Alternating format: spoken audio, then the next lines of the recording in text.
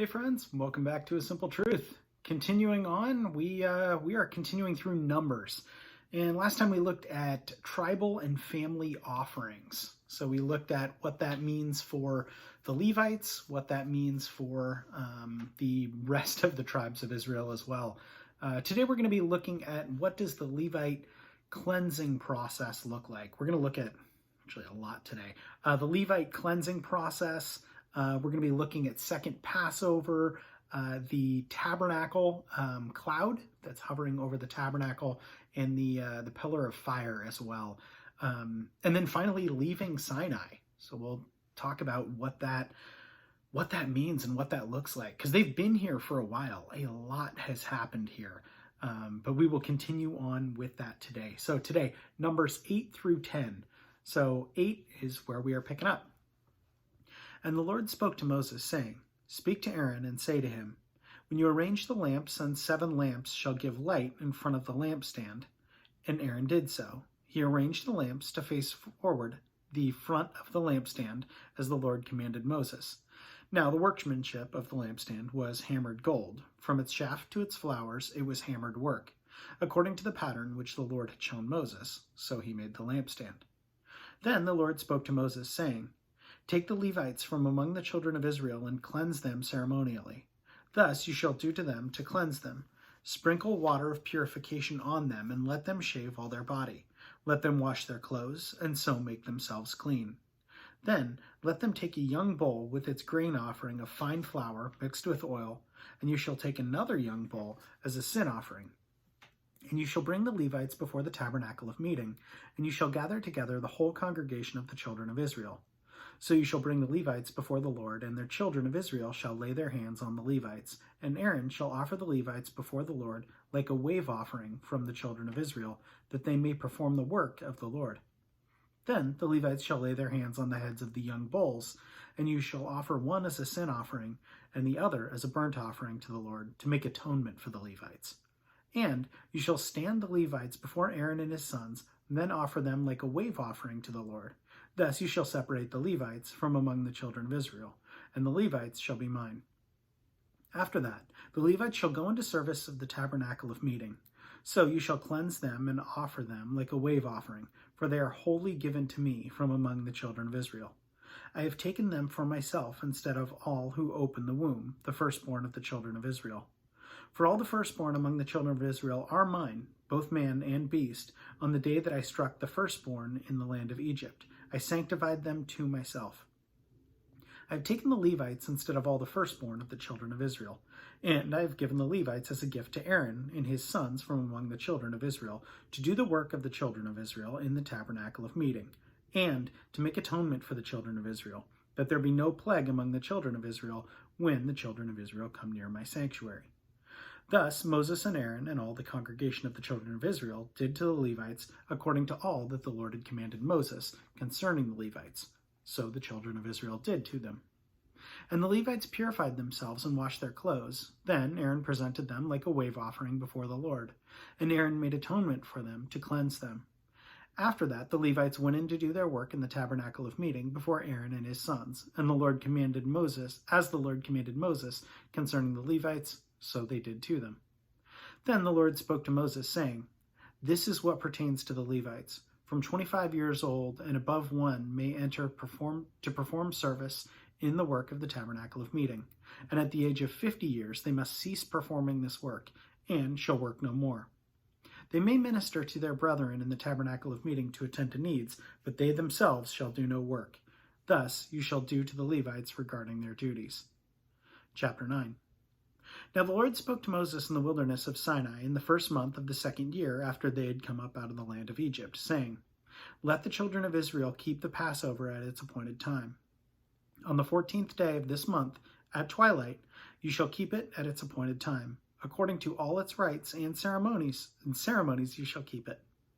So Moses told the children of Israel that they should keep the Passover, and they kept the Passover on the 14th day of the first month at twilight, in the wilderness of Sinai, according to all that the Lord had commanded Moses, so the children of Israel did. Now there were certain men who were defiled by a human corpse, so that they could not keep the Passover on that day. And they came before Moses and Aaron that day. And these men said to him, We became defiled by a human corpse. Why are we kept from presenting the offering of the Lord at its appointed time among the children of Israel? And Moses said to them, Stand still, that I may hear what the Lord will command you concerning you. Then the Lord spoke to Moses, saying, Speak to the children of Israel, saying, If any one of you or posterity is unclean because of a corpse, or if it is far away on a journey, he may keep the Lord's Passover. On the 14th day of the second month at twilight, they may keep it. They shall eat it with unleavened bread and bitter herbs, and they shall leave none of it until morning, nor break one of its bones. According to all the ordinances of the Passover, they shall keep it. But the man who is clean and is not on a journey and ceases to keep Passover, that same person shall be cut off from among his people, because he did not bring the offering of the Lord at its appointed time. That man shall bear his sin. And if a stranger dwells among you and would keep the Lord's Passover, he must do according to the rite of the Passover and according to its ceremony. You shall have one ordinance, both for the stranger and the native of the land. Now on that day the tabernacle was raised up, the cloud covered the tabernacle, the tent of the testimony, from evening until morning. It was above the tabernacle, like an appearance of fire.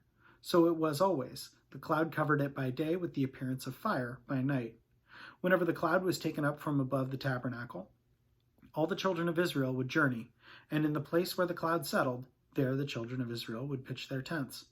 At the command of the Lord, the children of Israel would journey, and at the command of the Lord, they would camp. As long as the cloud stayed above the tabernacle, they remained encamped. Even when the cloud continued along many days above the tabernacle, the children of Israel kept the charge of the Lord and did not journey. So it was, when the cloud was above the tabernacle a few days, according to the command of the Lord, they would remain encamped, and according to the command of the Lord, they would journey. So it was, when the cloud remained only from evening until morning, and when the cloud was taken up in the morning, they would journey, whether by day or by night. Whether the cloud was taken up, they would journey. Whether it was 2 days, a month, or a year that the cloud remained above the tabernacle, the children of Israel would remain encamped and not journey. But when it was taken up, they would journey. And at the command of the Lord they remained encamped, and at the command of the Lord they journeyed. They kept the charge of the Lord at the command of the Lord by the hand of Moses. Chapter 10. And the Lord spoke to Moses, saying, Make 2 silver trumpets for yourself. You shall make them of hammered work, and you shall use them for the calling of the congregation and for directing the movement of the camps. When they both blow on them, all the congregation shall gather before you at the door of the tabernacle of meeting. But if they blow only one, then the leaders, the heads of the divisions of Israel, shall gather to you. When you sound the advance, the camps that lie on the east side shall begin their journey. And when you sound the advance the second time, then the camps that lie on the south side shall begin their journey. And they shall journey, and they shall sound the call for them when they begin their journey. And when the assembly is to be gathered together, you shall blow, but not the sound in advance. The sons of Aaron, the priests, shall blow the trumpets, and these shall be to you as an ordinance forever throughout your generations. When you go to war in your land against the enemy who oppresses you, then you shall sound an alarm with the trumpets, and you will be remembered before the Lord your God, and you will be saved from your enemies. Also, in the day of your gladness and your appointed feasts and at the beginning of the months, you shall blow the trumpets over your burnt offerings and over the sacrifices of your peace offerings, and that they may be a memorial for you before your God. I am the Lord your God. Now it came to pass on the 20th day of the second month in the second year that the cloud was taken up from above the tabernacle of testimony, and the children of Israel set out from the wilderness of Sinai on their journeys. And then the cloud settled down in the wilderness of Paran. So they started out for the first time according to the command of the Lord by the hand of Moses. The standard of the camp of the children of Judah set out first according to their armies. Over their army was Nahshon, the son of Amminadab. Over the army of the tribe of the children of Issachar was Nethaneel, the son of Zuar. And over the army of the tribe of the children of Zebulun was Eliab, son of Helon. Then the tabernacle was taken down, and the sons of Gershon and the sons of Merari set out, carrying the tabernacle.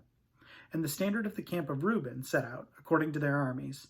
Over their army was Elizur, son of Sheradur. Over the army of the tribe of the children of Simeon was Shelumiel, the son of Zerishaddai. And over the army of the tribe of the children of Gad was Elisaph, the son of Duel. Then the Kohathites set out, carrying the holy things, the tabernacle would be prepared for their arrival. And the standard of the camp of the children of Ephraim set out according to their armies. Over their army was Elishama, the son of Ammihud. Over the army of the tribe of the children of Manasseh was Gamaliel, the son of Pedazur.